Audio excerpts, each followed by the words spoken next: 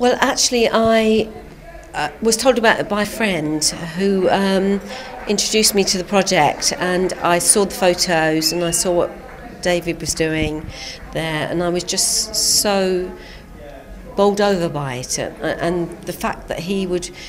facilitate these people to actually create their own destiny in some ways, you know, and then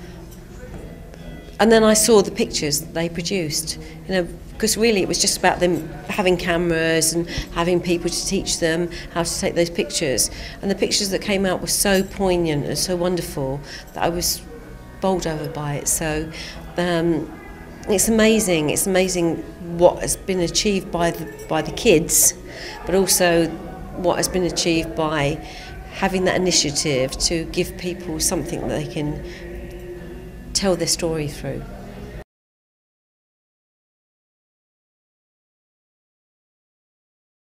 I was so bowled over by the pictures when I saw them at the South Bank exhibition. They were amazing. They were just,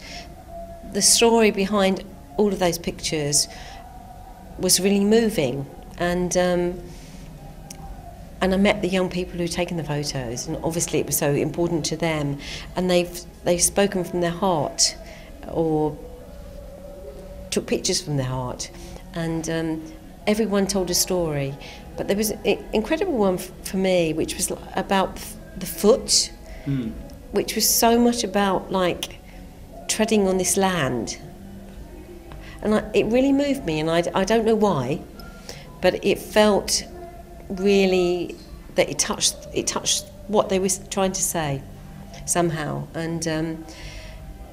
but I'm just bowled over by what they've produced, really.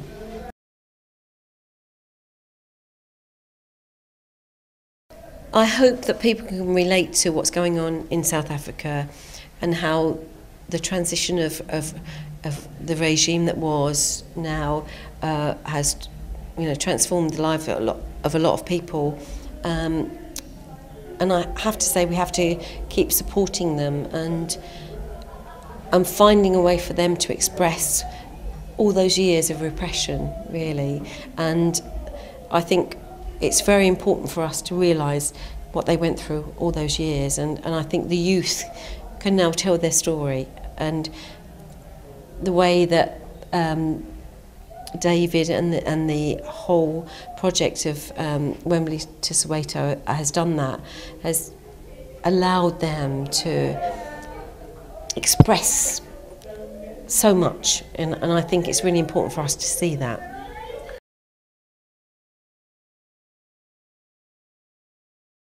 We're talking about kids who were born in poverty and were repressed, and I know I live in Britain, and I'm privileged to live in Britain and don't have the same sort of restraints on me now, but I'm an older woman.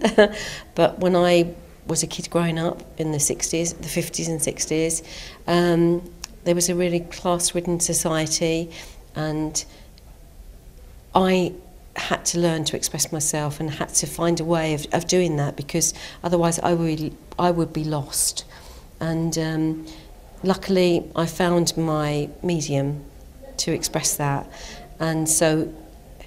until the day I die, I will champion anyone and any society, and any repressed society as well, that can express themselves through art, because it is life-changing. I'm in the business of telling stories because I'm an actress, a writer, and it's all about telling a story, and it's about touching lives and emotion, and we do that in film, we do that in television, we do that in theatre, and you can do that in a photograph as well. I looked at some of those pictures from Soweto, and I understood the story, and they knew how to express their story, and to me it's all about the story. It's telling the world, what is your story?